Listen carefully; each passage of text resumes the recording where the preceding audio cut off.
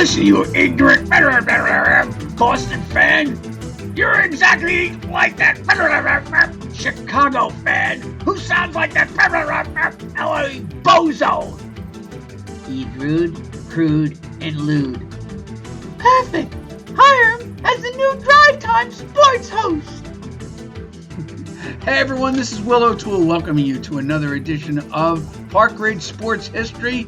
I'd like to take a moment and just say we're going to take a hiatus for the winter break, the holidays. So both wishing everyone a happy Hanukkah, Merry Christmas, and of course a Happy New Year. And all you sports fans out there are going to enjoy the bowl games. Finally, the college football playoff, which is already mired in controversy.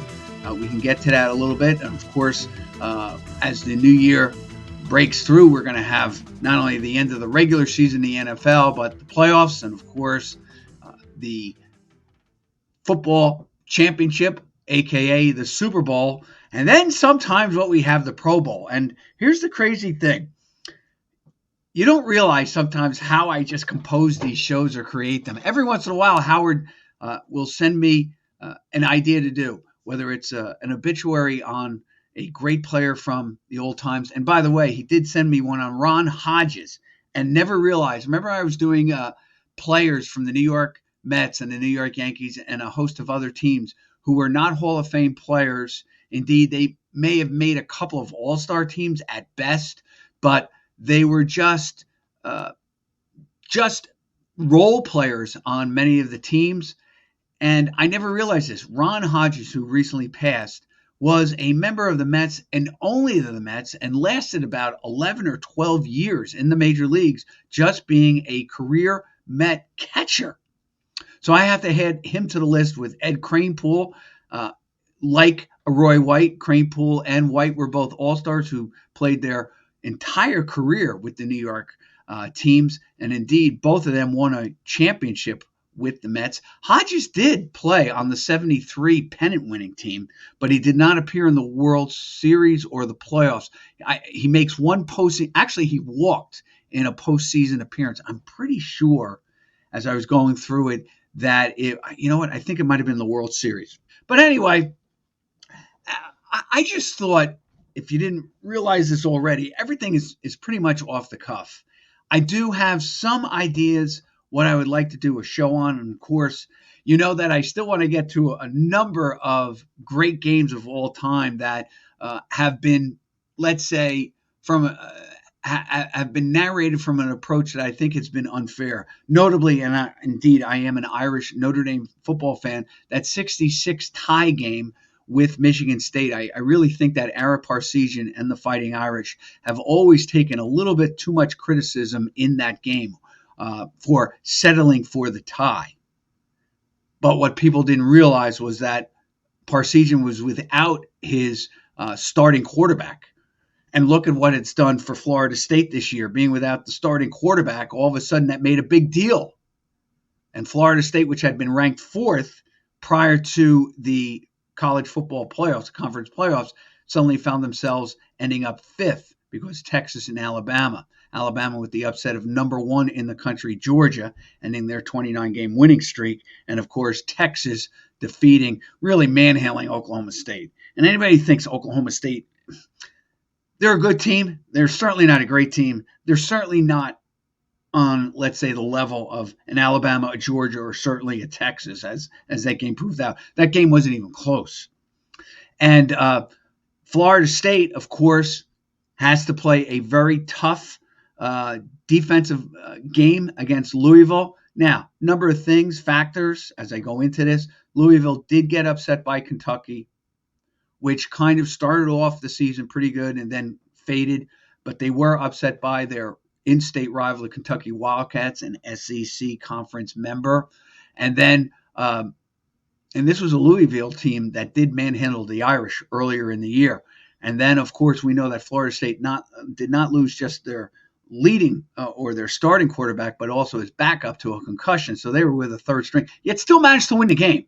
Yes, a prosaic 16-6 win. It wasn't the rack up or, where they're just putting points up with a calculator like Texas did. with the 49 points they amassed against Oklahoma State. But nonetheless, they did win the game. Now, I'm not going to get into the controversy, but I will tell you this. It is interesting. Here's, I think, where probably everything went wrong. And that is this. Had Florida State been dropped the minute that they lost their starting quarterback by, let's say, the writers and the coaches in the coaches poll, and then that would have been a message to the committee, I don't think a lot of people would have had a problem. But when you're fourth, you win your game, it's a Power 5 conference, and then you get demoted to number 5, it's kind of controversial. And it's a shame that Florida State isn't there.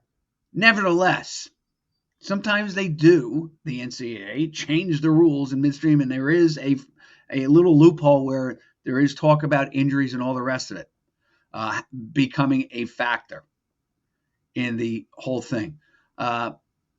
My question is this. Had it been, I just wonder this. Let's say it was a running back of Heisman Trophy status and not the quarterback that got hurt. Would Florida State have been dropped as well? Now, what should be fun is Florida State destroy Georgia, Alabama get destroyed by Michigan, and Texas get destroyed by Washington, because then he'll just start all of this controversy again next year. And I do apologize. I thought maybe in my past things I might have mentioned about 6 teams qualifying. And if I did, I apologize to that. But next year they do expand to a wider range of teams. And I'm thinking this, maybe next year, if Liberty can have the season that they did this year where they finished unbeaten, and I know they never have an argument, and everyone would scoff at Liberty being in there. But the committee has always said, if you're unbeaten, you get in. Well, Liberty's looking on the outside. Yeah, they are playing on New Year's Day. I would love to see them win their Fiesta Bowl game. I don't know whether they can. They do have a capable quarterback. They do have a nice little offense. The league is progressing.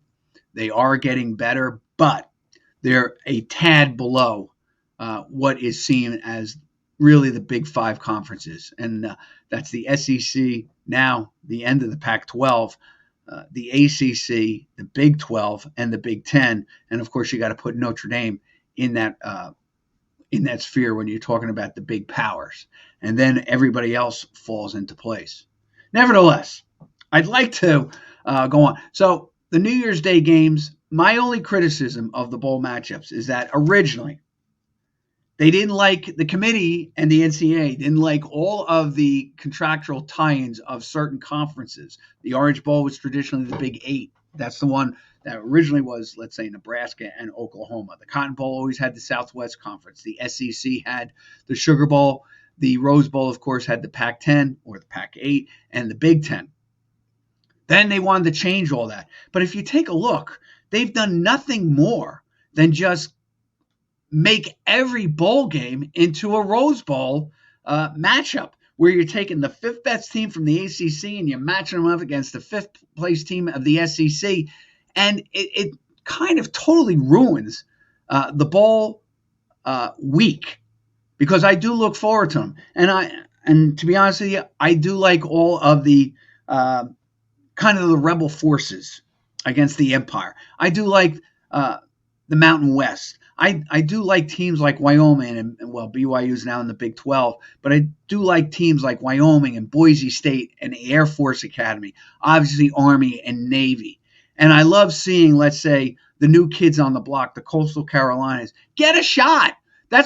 It's what made me mad with James Madison earlier in the year, or a couple of weeks back. They were arguing for their case to get into a New Year's Day bowl game, and the season wasn't over. And the week that it all came to fruition, when it all came to a head, they go out and they lose.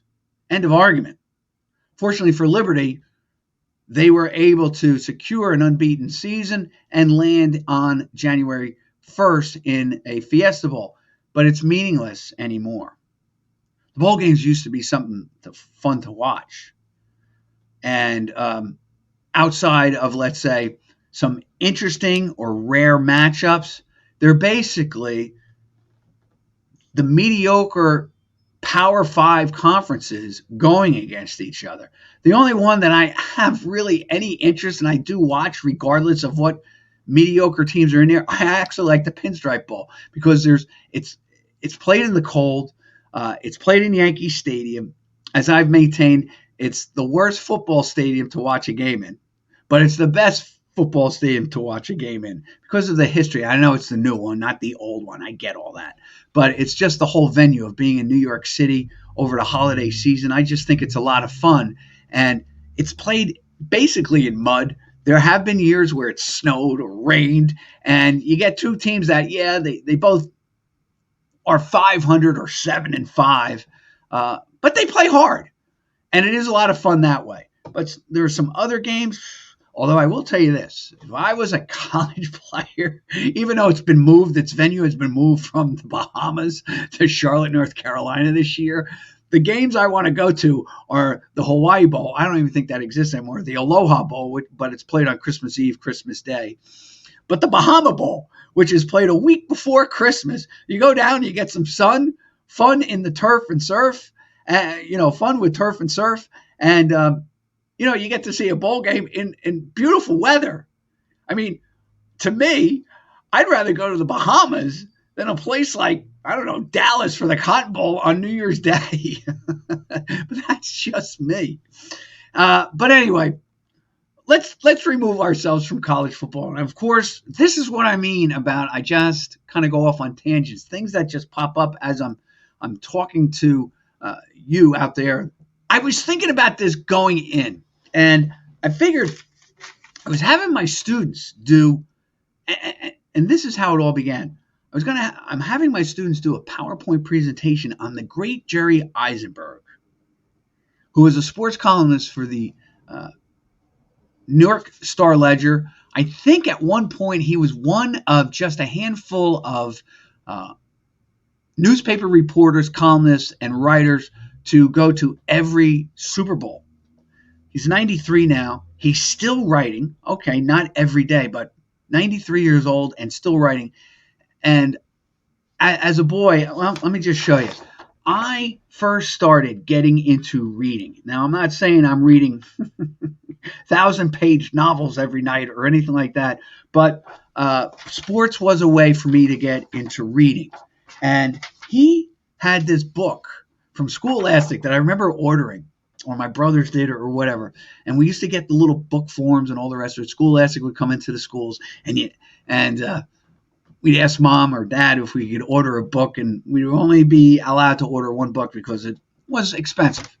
But I remember my brother getting Championship, all the stories of the NFL title games from the start of the NFL when they first starting and competing in the championships or making a championship. It used to be that the league, let's say, had 8 to 10 teams, and they played, 14 or 12 games or 9 games, and then whoever had the best record was seen as the title winner. And then they came up in 1936 with the playoff championship. So they took the first 2 teams.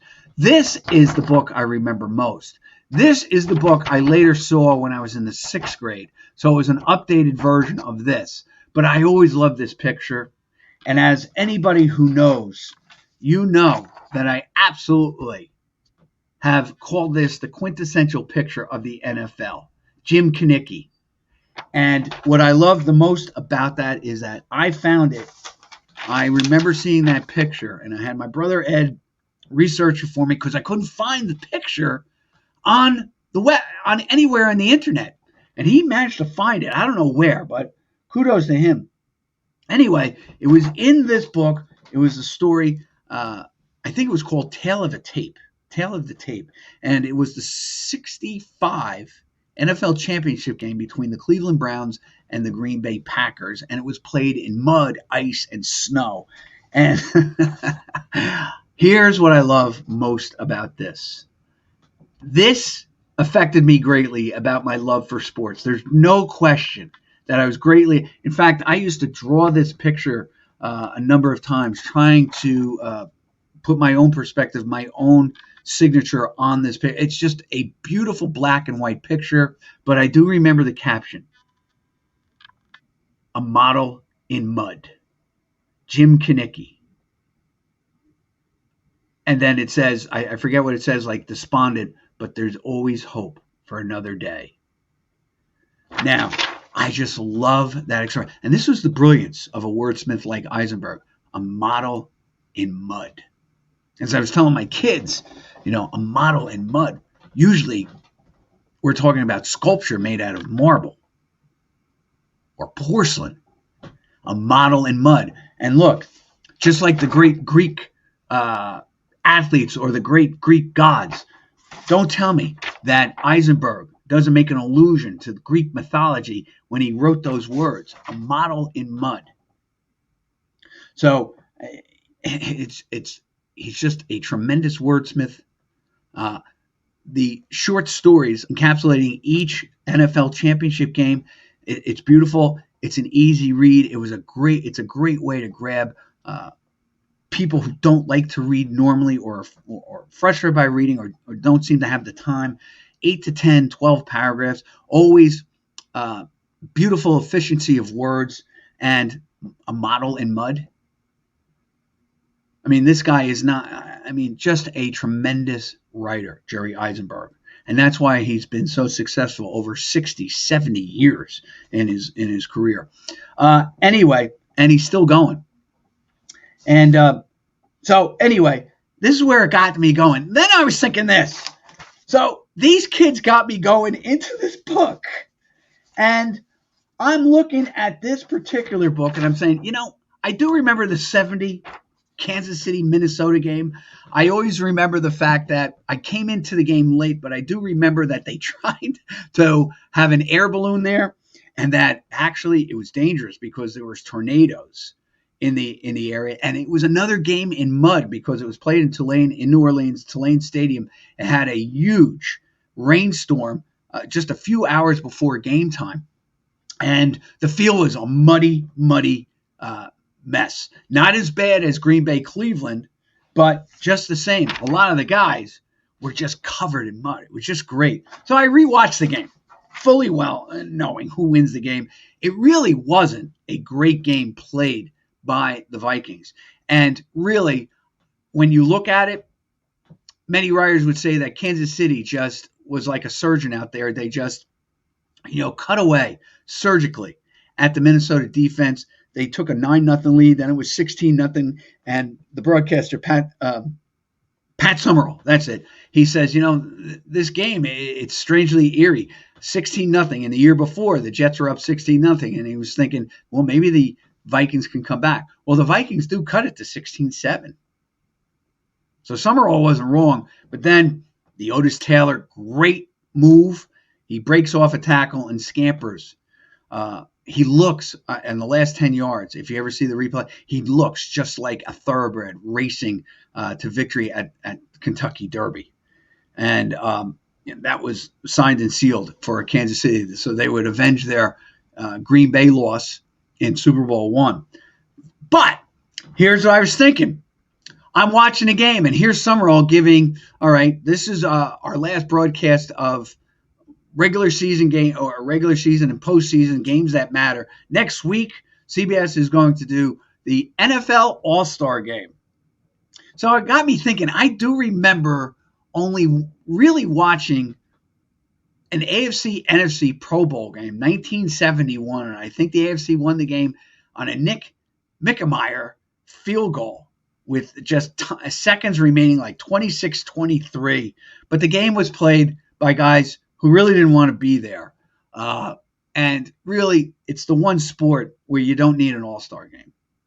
And they have so really just tried to do whatever to get fans to watch it.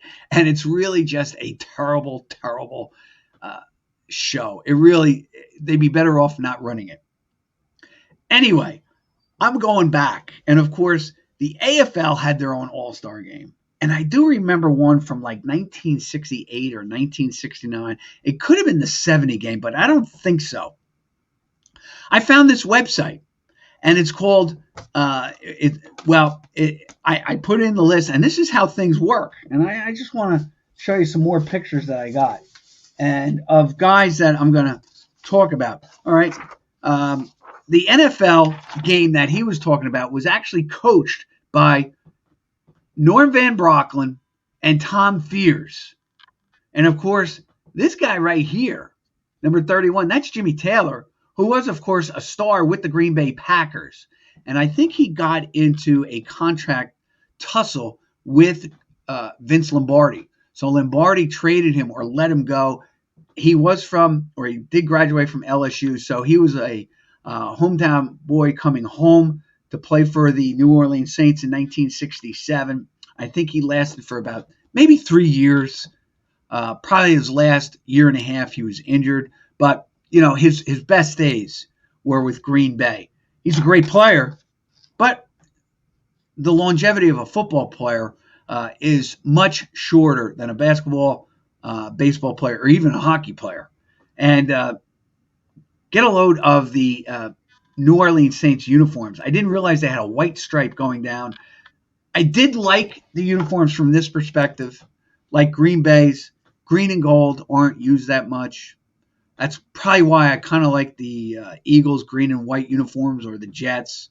Most teams are red and blue. I did like the original, well, I shouldn't say the original, the 1970s look of the Denver Broncos with the orange jerseys.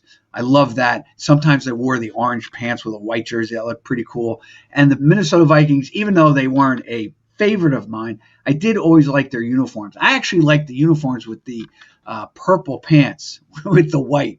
I don't like them all white, except for a game like this where you're going to see a lot of mud. Then I loved it. But that's Norman Brocklin. And from what I understand, when Fran Tarkenton was taken by the 61 out of Georgia, and I think in 60 or 61, he does go to the expansion Vikings. Apparently, Tarkenton and Norm Van Brocklin didn't see eye to eye. This is why the Vikings traded him to the Giants. He had some great years with the Giants. Couldn't lead them to the playoffs. Had a chance in 70, but they got beat on the last game of the year by the LA Rams. And that's an interesting story. I got to get it right because I had the fortune and privilege of working with a former NFL offensive lineman. And, of course, I can't remember his name right now. He went to Ohio State. He was on that 70 team. And he had said that had there been replay way back when, there was a play against New Orleans. The Giants had played early in the year and lost to New Orleans because a receiver for the Giants caught the football and was in the end zone, but was ruled out of bounds. And had they gone to video, they probably would have seen that he was in bounds. Might have been Homer Jones. But I just always thought that was kind of cool. And he was telling me about this. We did a middle school basketball game together. It was a lot of fun. But, hey, wow, it's kind of cool to do it with, a former, to referee with a former pro football player. Anyway, I went to this, and I was looking just on all this, and let me just get to the AFL teams because, here's a picture of Eisenberg. Once again, I am just in the process of, I just want to show you the pictures and all the rest of it. Tom Fears was a football coach with the New Orleans Saints and the LA Rams. I didn't do too much of, and I've heard of him, don't misunderstand. I've heard of him. I just didn't do a big research on him. But some of the guys in the NFL game, George Andre was the MVP of the NFL All-Star game in 1969-70 season. I'm just going to say 1969. And Andre is a real funny story is this. I never realized he was one of the lead linemen on that Doomsday defense. I remember Lilly, of course. I remember Jeffro Pugh, who happened to be one of my favorites. In fact, in that Ice Bowl game, Pugh, I think, suffered 3 or 4 fingers getting incredibly bad frostbite. If you can see the replays of those games, you'll see that they're actually playing without gloves, the Cowboys. And people miss this, is that the Packers had taken a 14-0 lead in that game. And instead of just rolling up and going home to Dallas, they fought back, the Cowboys, to take a lead. And as I have maintained, Starr goes over using their final timeout on a quarterback sneak on the same play that they used on second and first down. Only this time it was a quarterback sneak instead of handing it off to one of the running backs. And he calls timeout. And if you take a look, he says, I can get over. He's talking to Vince Lombardi, and Vince Lombardi's like, all right, good. Just do it and let's get out of here, because it was freezing. He actually didn't want to. He actually claimed or stated, I do believe, that he didn't want to go to an overtime because he felt bad for the fans who were there. At least the players theoretically are running around and staying warm that way in minus 15-degree temperature. And I was seeing another thing, because these kids with this book made me go back and look at some of the games just to refresh my memory. They actually had a death in the stands. A 60 or 65-year-old man suffered a heart attack in that 15 below weather in that game. And Star goes over. Now, they win the game, but it's 17-14. Today, and this is what I call corporate coaches. Lombardi, I think what makes him great and what made Landry great, they were not afraid of taking risks. Lombardi basically had 5 plays. He takes Horning out of the quarterback position and inserts basically second string Bart Starr as his quarterback. Look what he did for Starr. Okay, Starr is maybe not Unitas. Starr wins a heck of a lot of championship games for the Packers. Not only that, Lombardi blames himself for losing a 1960 game to the Eagles. But on that one play, if that game were being played today, I guarantee you, first of all, calling timeout with 2 potential plays remaining, Lombardi would have been excoriated by the press, the media, and the fans. Because on that play, they would have used both plays, probably would have thrown on third down in today's game, a little outlet pass, and then had not succeeded, would have called timeout if it was completed, but they still fell short.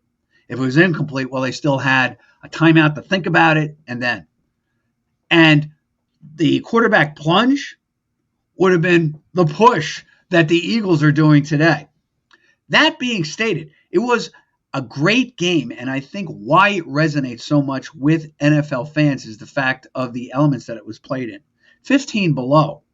Now, we've seen other games played in very cold temperatures. Oh, and by the way, today's players, they're playing without any shirts or anything. If you take a look at these guys, it looks like they are going to the Arctic on an expedition. They have everything. They've got they have benches made out of tarpaulin, all the rest of it. And here's another thing. Today's game probably would have been probably protested by the Cowboys. I'm not saying the Cowboys, but by the visiting team, because Lombardi had installed a heating system, and they foolishly, or didn't realize, they put a tarp over the heating system or over the field, and instead of allowing the heat to dissipate into the atmosphere, the tarp caught all the moisture and basically made the field into an ice rink. I'm just stating the words, not maybe quoting verbatim. This is what was spoken by the narrator of the show. Today, if it was icy like that, there's no way. I'm guaranteeing you that the away team would have accused Lombardi of doctoring the field. Do I think he did it? I don't know. He does make a statement prior to the game that you could construe as, wow, he doctored the game. And but Cowboys, and the funny thing is, Mel Renfro actually was interviewed, and there's a number of YouTubes that you can see on this. It's great. But Mel Renfro was actually interviewed at the end, and he said, I know we lost it. It's heartbreaking. I really don't like talking about it. But in the end, he said, I thought that the Cowboys really became stronger as a team. And they would eventually go on, Renfro being a part of it. They would go to 2 Super Bowls in the 70s. When I know they went and beat the Broncos in 77 and the 77 season, and I know that they would lose to the Steelers a couple of times and stuff. But the components of that team of Dan Reeves and Stovek wasn't on the team, and Bob Lilly and Ralph Neely and Mel Renfro and all the rest of it. And they would add an Adderley, Herb Adderley, to that team, who had played on the rival side, the Green Bay Packers. But he basically, and Bob Hayes was on the team. He would basically state, though, that team or that game made them tougher. And of course, the Cowboys would suffer a couple of more playoff disappointments, and of course the Blunder Bowl, all the rest of it. But then they would reach the promised land with 71 and really devastate the Miami Dolphins 24-3. Now, let me just get to this. And this is how I got into this. So here's George Andre. And I'm talking about that. Andre, of course, makes a big play in that Ice Bowl game. Let me just see if I can find him again here. What I love the most about him, I believe he is the last player from Marquette University, because on the football card, here's what it states. Andre played on the Marquette, who were called the Warriors at the time.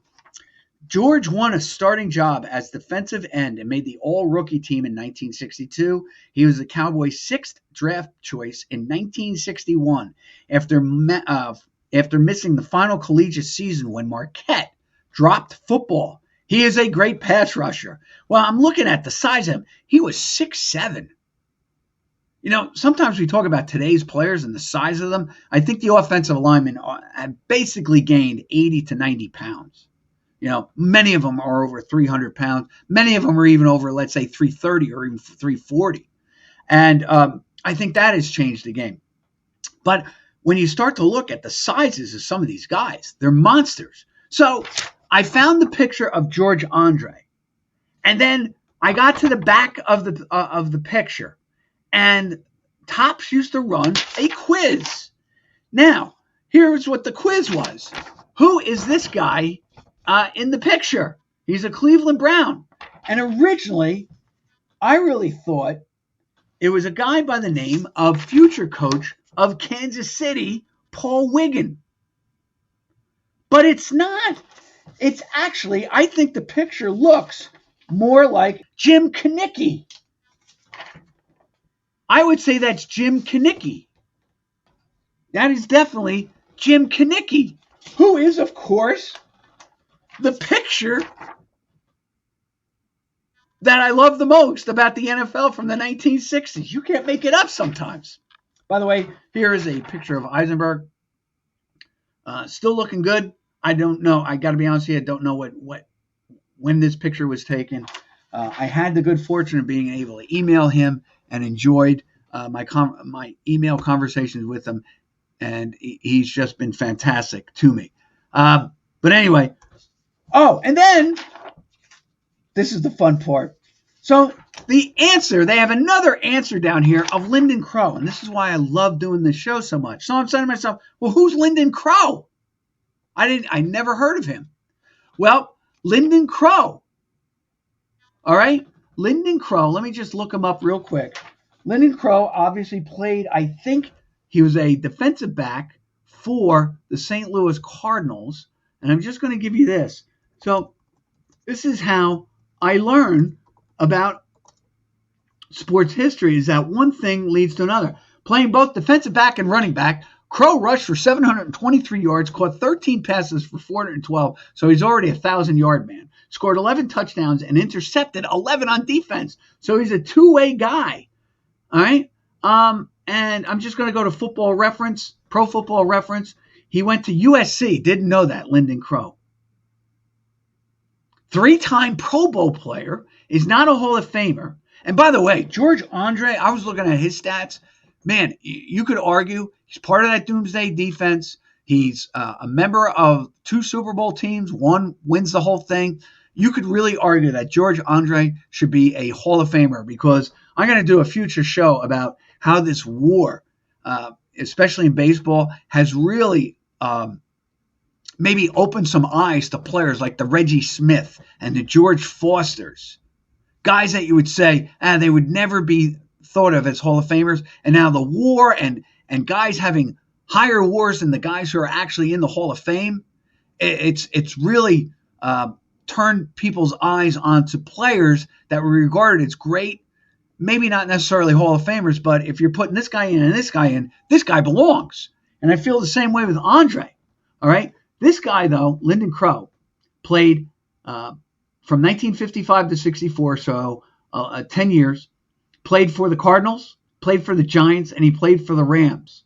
He was played both defense and offense. He had, I'm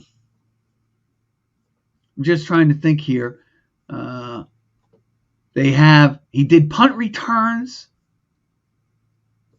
He actually, ready for this, he had led the league in fumble yards returned with 65 for the Giants back in 1960.